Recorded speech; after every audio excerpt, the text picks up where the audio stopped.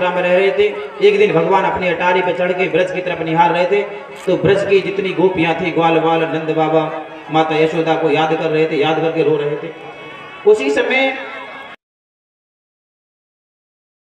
थे देवी की मैया भगवान को सुंदर भोग लगा के थाली सजाकर लेके आए खाने के लिए। देखा कि मेरे प्रभु खड़े खड़े रो रहे हैं, थाली को लेके वापस गई। वसुदेव जी से कहा कि देखो जाके मेरे कन्हैया काहे को रो रहे हो, उसे यहाँ पर किसी चीज की कमी तो नहीं है।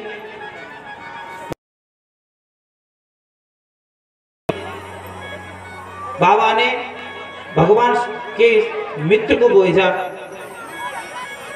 उद्धव जी को। उद्धव जी से कहा, उद्धव तुम महामंत्री के साथ साथ कृष्ण के मित्र भी हो, तुम उससे जाके पूछो कि उसे किसी प्रकार का कष्ट तो नहीं है, वो क्यों रोता है। उद्धव जी भगवान के पास गए, भगवान से पूछने लगे केशव क्या हुआ, आप क्यों रोते हैं। तो भगवान उद्धव से कहते हैं कि उद्धो मोहे, उद्धो के उद्धो मोहे ब्रज विसरत नाही। हे उद्धव, मुझे अपने ब्रज की बहुत याद आती है। हंस सुधा को सुंदर कर लब और ब्रज की छाए। उद्धव, वो वन गोपियां ब्रज मुझे बहुत याद आता है, बहुत याद सताती है, और जब मुझे उनकी याद आ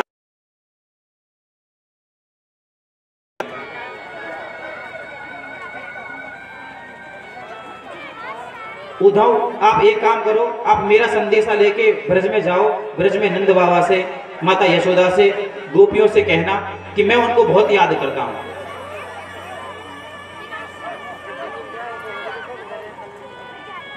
उद्धव ने कहा कि केशव, मैं आपकी बात का उल्लंघन तो नहीं कर सकता, आप कहते हो कि मैं ब्रज में जाऊं सबको समझाने के लिए, बताने के लिए, आप उन्हें याद करते हैं तो ठीक है, लेकिन केशव मेरी एक शर्त है कि मैं 2 घड़ी के अलावा ज्यादा देर ठहर नहीं पाऊंगा, और ज्यादा से ज्यादा 1 दिन। भगवान ने कहा ठीक है आप जाओ। और सुनो उद्धव, ये मेरा रथ और मेरी काली कमली ओढ़ के जब तुम जाओगे तो तभी तुम्हें ब्रजवासी पहचान पाएंगे, नहीं तो मेरे ब्रजवासी किसी से बात तक नहीं करते हैं। उद्धव भगवान के रथ में बैठकर ब्रज के लिए चल दिए। भगवान ने अपनी काली कमरियां दे दी। बोलिए वृंदावन बिहारी लाल की। कोई विशेष चीज हो तो तर्क देखने आऊं मैं भी। इधर थोड़ा ध्यान दीजिए, कथा का मर्म अगर एक भी आप ध्यान से सुनेंगे ना तो आप भाव विभोर हो जाएंगे। मैंने कहा वो आने वाले यहीं आकर बैठेंगे। ये कथा केवल एक व्यक्ति की, समझो कि एक ही ब्रज, आप वहां देख रहे हो तो मैं भी आकर देख लूं कौन आ रहा होगा। बोलिए वृंदावन बिहारी लाल की। यहाँ बैठ के एक एक व्यक्ति पे नजर रहती है मेरी, कौन सो रहा है, कौन ध्यान से देख रहा है, कौन बतिया रहा है, कोई कहते को क्या कर रहा है। आप देखते ना नजर इधर इधर घूमती रहती है मेरी, तो एकदम सावधानी से बोलो, सीसीटीवी कैमरे की निगरानी में है। हाँ, आप सब ऐसे। भगवान ने अपनी काली कमरी उद्धव को दे दी। उद्धव ब्रज के लिए चल दिए। इधर जब भगवान श्याम सुंदर सारे ब्रजवासियों को छोड़ के मथुरा गए थे तो बताए आपको उनकी हालत कैसी थी। सारे ब्रजवासी गृह कार्यों से निवृत्त होकर मथुरा के मार्ग पे आके बैठ जाते थे कि लाला आ रहे होगो, हमारा कन्हैया आ रहे होगो। जब भगवान वापस नहीं लौटते थे तो घर जाके कहते थे मैया आ जाओ ना आयो, और अपने घर जाके अपनी माँ से कह देते कि सुबह प्राप्त होते हमें जल्दी उठा देना, कहीं ऐसा ना हो सुबह प्राप्त होते कन्हैया हमसे मिलने के लिए आ जाए। हर दिन उन ग्वाल वालों की यही दशा थी, प्रतिदिन मथुरा के मार्ग में जाकर बैठ जाते थे। एक दिन उसने देखा कि मथुरा की तरफ से एक रथ आ रहा है। रथ की जैसे ही ध्वजा देखी सारे ग्वाल वाल दौड़ पड़े मार्ग पे जाने के लिए। उन ग्वाल वालों में एक मधुमंगल नाम का सखा था, वो जाके छुप गया झाड़ी के नीचे। सबने कहा चौरे तू ना चल लो, कन्हैया इतने दिन में आ रहा हूं मिलने के लिए। कहने लगे मैं ना जा रहा हूँ। क्यों? बोले परसों की गए के इतने दिन में आ रहा हो, अब मैं वो तो वाते नाराज है, आके मेरे चरणन में पड़ेगो, मोते क्षमा याचना करेगो, तभी मैं इससे मिलूंगा। कहने लगे धारी कि तू तो नाराज पड़ो रहे, हम तो मिलने जाने हैं। जब सारे ग्वाल वाल उस रथ पे भगवान समझ के मिलने के लिए दौड़े, तो वो जो छुपा हुआ था सखा, उससे भी रहा नहीं गया, वो भी भगवान से मिलने के लिए दौड़ पड़ा। जब भगवान से मिलने के लिए दौड़ा, उद्धव ने अपना रथ रुकवाया। कमली काली उद्धव ने उठाई। सारे ब्रजवासी ग्वालवाल जो थे देखने लगे, कहने लगे भैया जय श्री कृष्ण। उद्धव ने कहा जय श्री कृष्ण।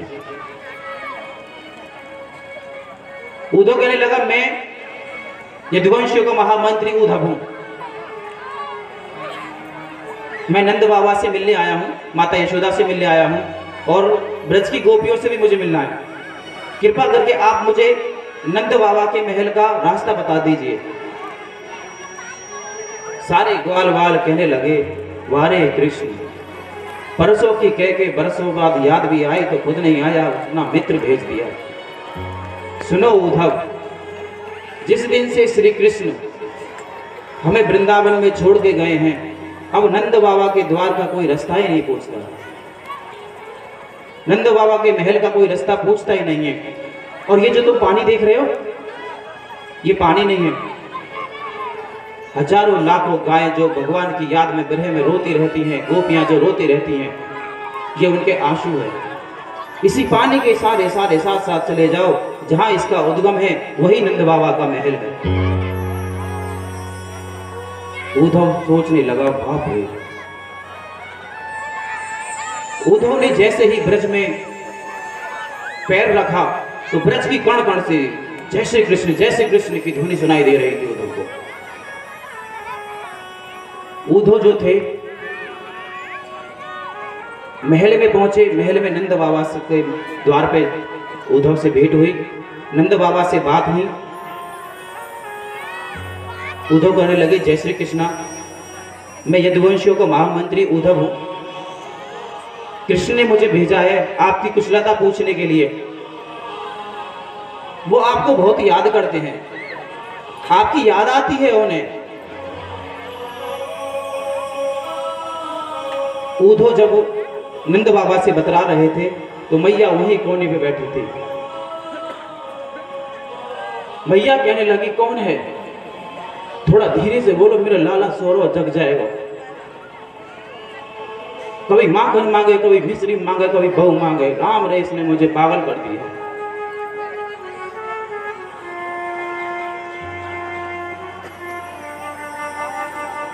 मैया के भगवान के याद में रो रो के नेत्रों की ज्योति चली गई।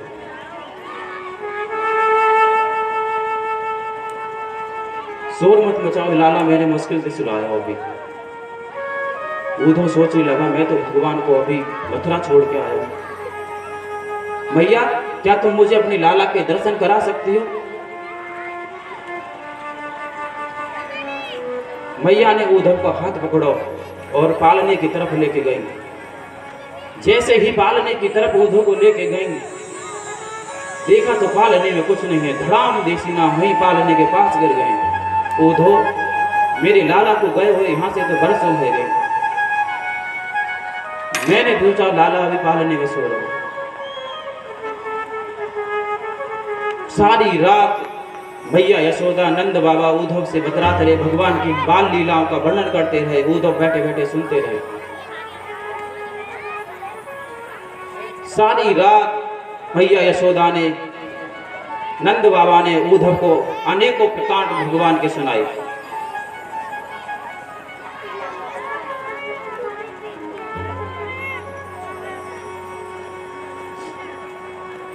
सुबेरा हो गया। सुबह होके उद्धव ने नंद बाबा माता यशोदा के चरणों में प्रार्थना की। दोनों के चरणों में लेट पोट हो गए। कहने लगे मैं जो सोच रहा था आप लोग वो नहीं हो। मैं आपके श्री चरणों में प्रणाम करता हूं।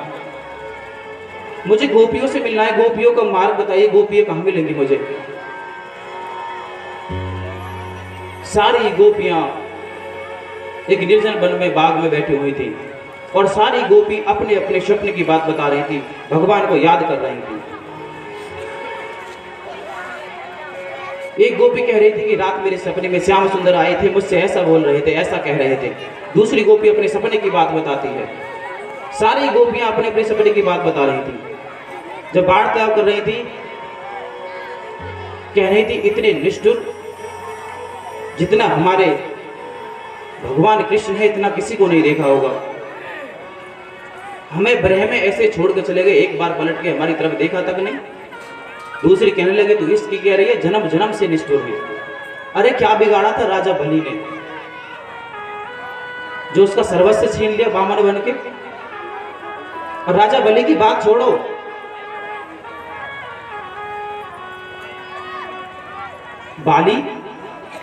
बाली को छुपके से तीर मार दिया। वो जन्म जन्म का कपटी है। उतने ही समय में वहां पे कहीं से भौरा आ जाता है। भौरा आके किशोरी जी के चरणों में मंडराता रहता है। तो कहने लगे जैसा ये भौरा कार आया ना, ये उसी का एक भेजा हुआ दूत है, उसने ही हमारी खबर लेने के लिए भेजा है। ऐसा ये काला काला, ऐसे वो काला काला कपटी है। जब सारी गोपियां अपने सपने की बात बता रही थी तो किशोरी जी से भी पूछने लगी, किशोरी जी क्या तुमको कभी सपना नहीं आता?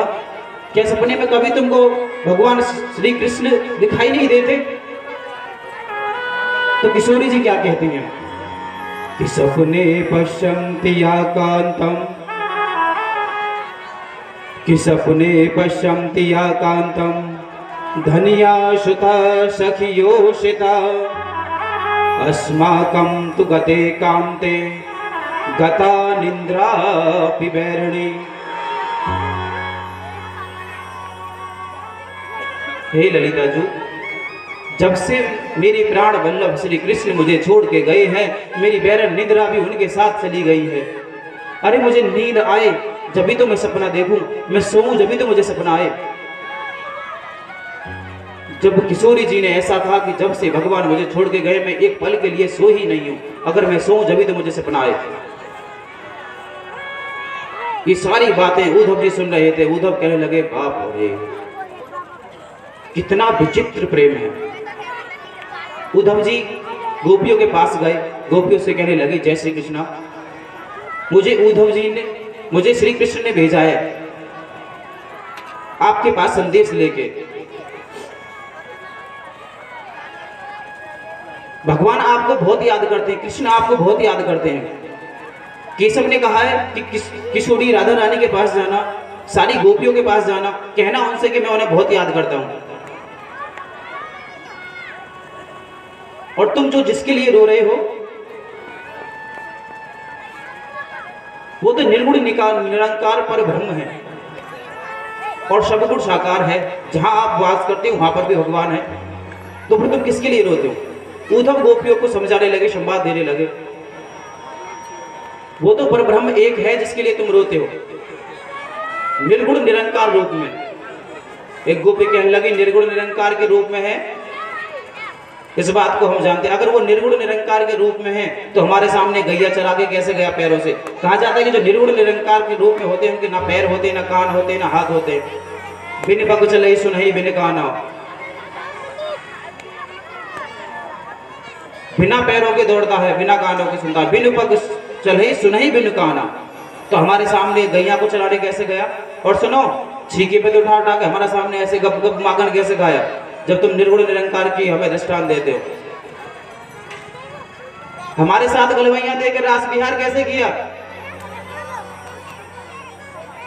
गोपियों ने उद्धव को इतने दृष्टांत दिए, उद्धव का जितना ज्ञान था सारा का सारा खत्म कर दिया।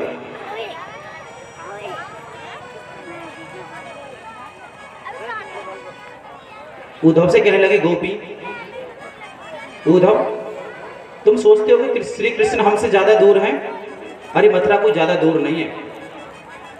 दिन में चाहे तो 2 चक्कर कर सकते हैं मथुरा से वृंदावन के लिए, लेकिन हम उनसे मिलने के लिए क्यों नहीं जाते हैं? क्योंकि हमारे जाने से अगर उनकी आजादी में कोई विघ्न आता है, कोई खलन आती है, तो ऐसे प्रेम से तो ना मिलना अच्छा है। जिसमें उनकी खुशी है उधो उसी में ही हम खुश हैं। जैसे वो हमें रखना चाहते हैं ऐसे हम रख लेंगे, जैसे रहना चाहते हैं ऐसे रह लेंगे, लेकिन हमारे जाने से उनके आजादी में कोई कमी आती है तो ये हमारी तरफ से प्रेम नहीं हुआ। उद्धव गोपी संवाद इतने समय तक चला कि 7 महीने हो गए। उद्धव कहे थे कि मैं 1 दिन से ज्यादा नहीं ठहर पाऊंगा। जब 7 महीने हो गए, उद्धव के नेत्र खुले। उद्धव ने सारी गोपियों से कहने लगा कि हे गोपियों, मैं आपके चरणों को नहीं, चरणों की धूली को प्रणाम करता हूं, और आप निश्चिंत रहें, मैं अभी मथुरा जाता हूं। मथुरा जाके भगवान श्री कृष्ण को अभी रथ में बैठा के तुम्हारे पास वापस लेके आऊंगा।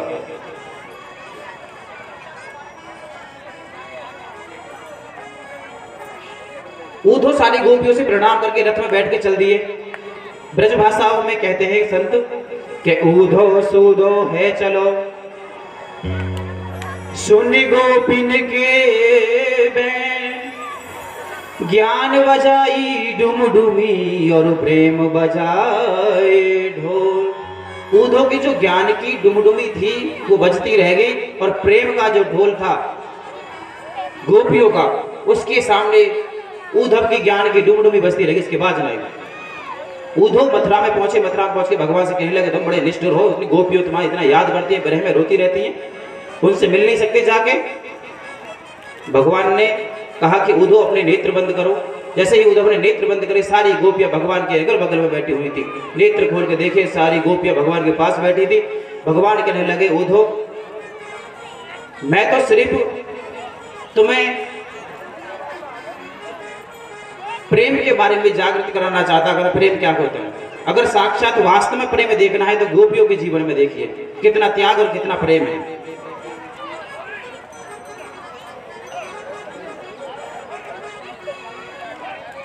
भगवान ने गोपियों द्वारा उद्धव को प्रेम मार्ग समझाया। इधर जब कंस का सुसर था जरासंध, उसे पता चला कि श्री कृष्ण ने हमारे दामाद को मार दिया है। जरासंध ने शत्र अक्षोणी तेरे अक्षोणी सेना लेके भगवान पे 17 बार चढ़ाई करी। तेरे अक्षोणी सेना लेके भगवान ने जरासंध को 17 बार ही हरा दिया। 18वीं बार जरासंध ने क्या किया, 20,000 ब्राह्मणों को पाठ पे बैठाया और कहा अब की बार अगर मैंने कृष्ण को हरा दिया तो तुम्हें इतना दान दूंगा कि तुम्हारी 7 पीढ़ियों को कभी दान लेने की जरूरत नहीं पड़ेगी। ब्राह्मण सारे खुश हो गए, वाह। कहने लगे सुनो दूसरी शर्त, अगर मैं हार गया, 17 बार हार गया तो उसे ये तो थोड़ी कि अब की बार जीत जाऊंगा, तो सारे के सारे जितने ब्राह्मणों सबका गला काट दूंगा। अब भगवान से सारे ब्राह्मण प्रार्थना करने लगे, प्रभु अब हमारी इज्जत आपके हाथ में है, हमारी रक्षा करो, बचाओ। तो अब की बार भगवान जरासंध जब युद्ध करने के लिए गया तो भगवान रण छोड़ के भग जाते हैं, इसलिए भगवान का नाम रणछोड़ हो गया। बोलिए रणछोड़ भगवान की। आगे जरासंध ने ब्राह्मणों को बड़े खुश होकर दक्षिणा दी। भगवान रात ही रात में मथुरा छोड़ के द्वारिका बसा लेते हैं। अब भगवान द्वारिका के लिए जाते हैं। आप सभी द्वारिका के लिए पहुंचे। भगवान ने रात ही रात में द्वारिका का निर्माण कर दिया। सुबह सारे जो मथुरावासी थे, ब्रजवासी थे, द्वारिका में योग माया से पहुंचा दिए। सुबह जब उठे तो कहने लगे द्वार कहाँ, द्वार कहाँ, द्वार कहाँ, द्वार ढूंढने लगे, इसलिए उसका नाम द्वारिका पड़ गया।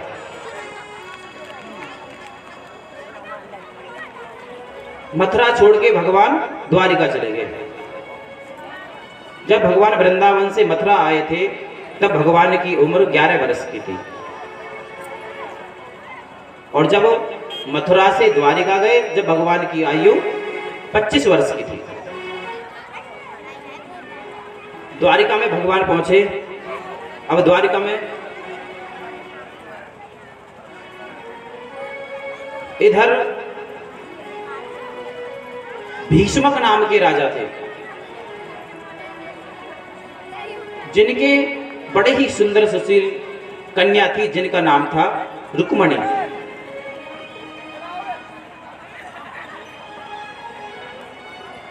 चार पुत्र थे, एक पुत्री थी।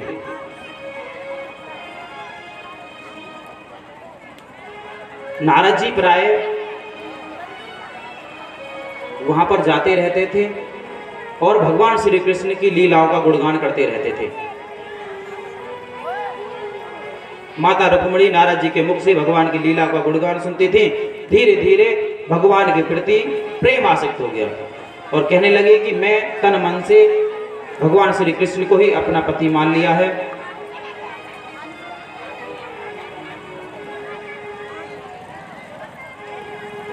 राजा भीष्मक ने एक सुंदर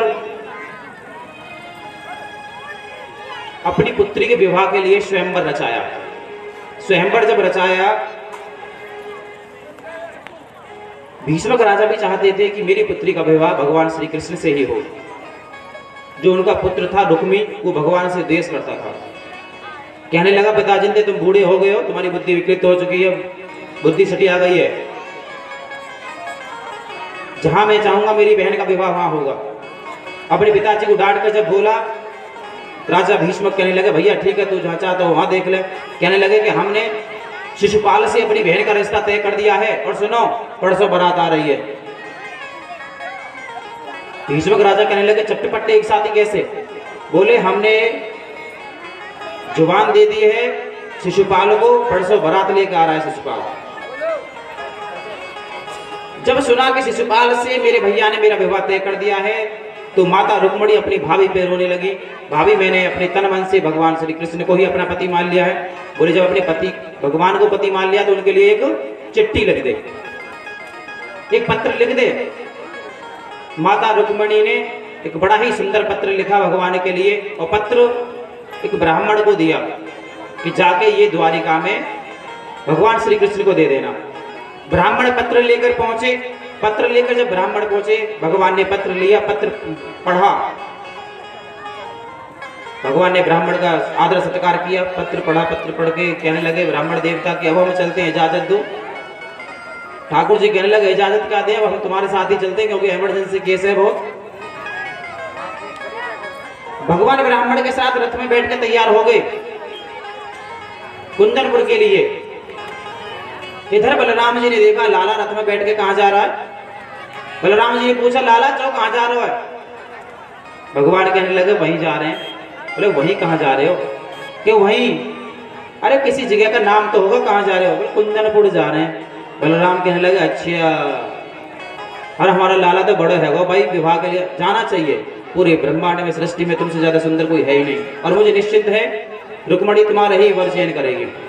और तू गार चल, चिंता मत कर, पीछे से बारात लेकर मैं भी आ रहा हूँ। कि भैया आ जाइए, तो पीछे से मैं चल रहा हूँ। भगवान कुंदनपुर पहुंचे ब्राह्मण के साथ। इधर पत्र में लिख दिया था माता रुक्मणी ने कि मैं भीष्मक की पुत्री रुक्मणी हूं और मैंने अपने तन मन से आपको पति मान लिया है। अगर आप मुझे ना मिले तो मैं अपना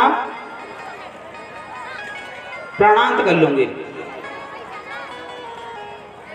सिंह, शेर की जो वस्तु है, सिंह की जो चीज है, वो सिंह को मिलनी चाहिए। अगर कोई सियार ले जाए तो वो ठीक नहीं है। मैंने मन से आपको अपना पति चयन कर लिया है।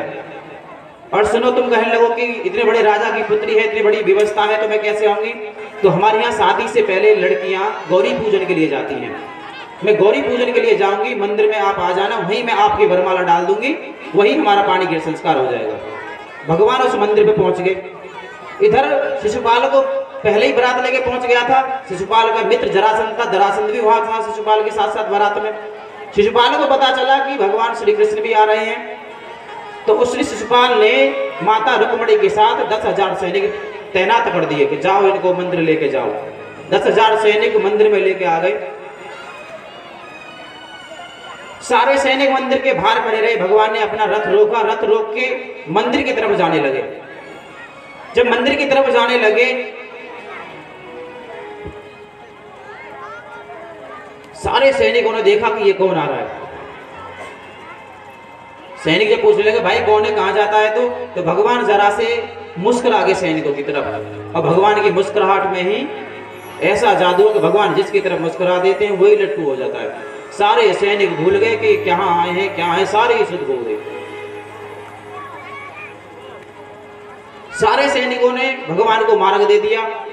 माता रुक्मणी ने भगवान के गले में वरमाला डाल दी। बोलिए वृंदावन बिहारी लाल की जय हो, बोलिए रुक्मणी कृष्ण भगवान की जय हो।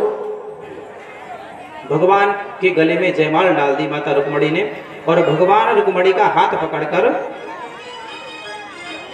रथ की तरफ लाने लगे। जब रथ की तरफ ला रहे थे, सारे जो सैनिक थे वो भगवान की तरफ ऐसे टकटकी लगाकर देख रहे थे। वाह इतना सुंदर स्वरूप है।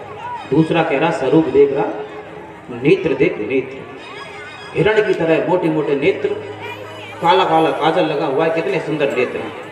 तीसरा कह रहा नेत्र तो छोड़, जो फेंटा में कड़धनी में मुरली बंद लगी हुई है ना, मुरली देख कितनी प्यारी है। चौथा कहने लगा मुरली छोड़, चाल देख क्या मत वाली चाल है। एक कहने लगा चाल क्या देखते हो, दोनों की जोड़ी देखो कितने सुंदर लग रहे हैं दोनों।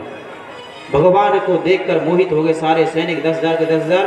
भगवान ने रुक्मणी का हाथ पकड़ा और रथ में बैठा ले गया, और रथ को मैं घोड़े में जब चलने लगा तो दूसरा कहने लगा आहा कितना सुंदर रथ है, क्या चाल है घोड़ाओं की।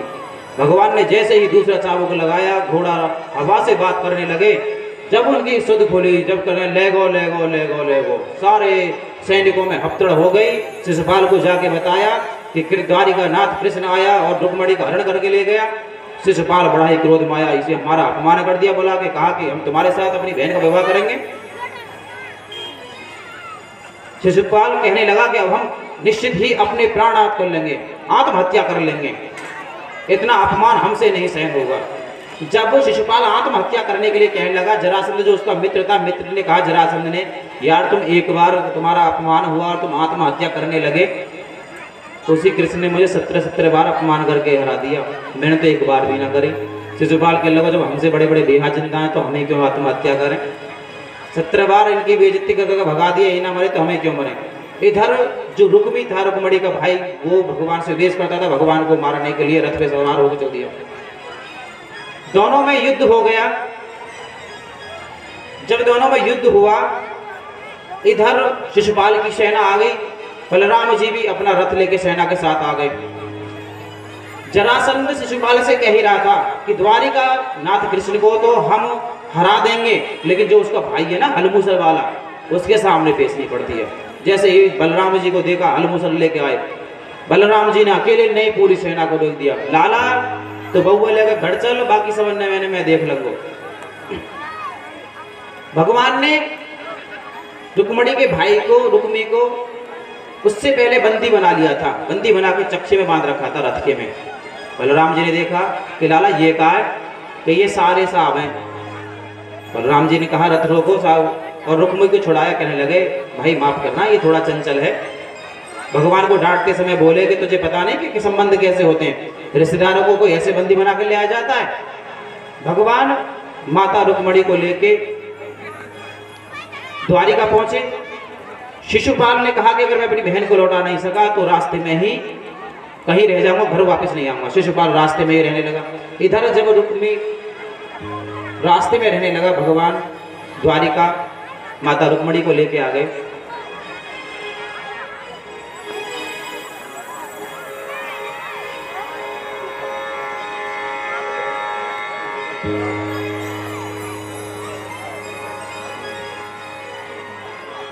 बोले वृंदावन बिहारी लाल की जय, द्वारिकाधीश भगवान की जय हो, बोले श्रीमद् भागवत महापुराण की जय हो। कुछ दानी दाताओं ने दान किया है। एक रिफाइंड का tin Monty Bhati, son of Krishna Bhati, जो हमारे यज्ञपति हैं परीक्षित महाराज डॉक्टर साहब जो हैं, 60 रुपये दुल्ली बाबा,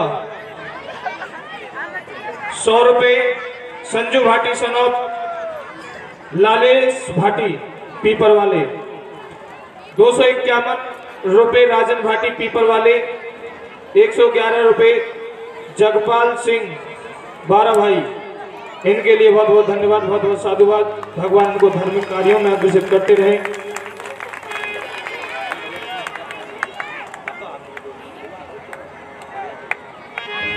बोलिए द्वारिकाधीश भगवान की जय हो।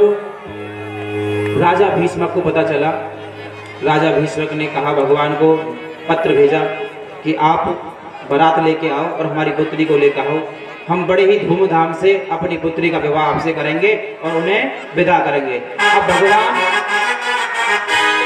भगवान की बारात में कौन कौन चलते हैं, सभी तैयार हो जाओ। सुनो भैया, सुनाओ। अभी कढ़ाई ठंडी पड़ी है भैया जी, रसगुल्ला ठंडे है, मोह पाई मांग लो। कन्यादान वाले जो कन्यादान लेकर के आए हैं वो कन्यादान आराम से आते रहेंगे और यहीं पे ही भगवान को अर्पित करते रहेंगे।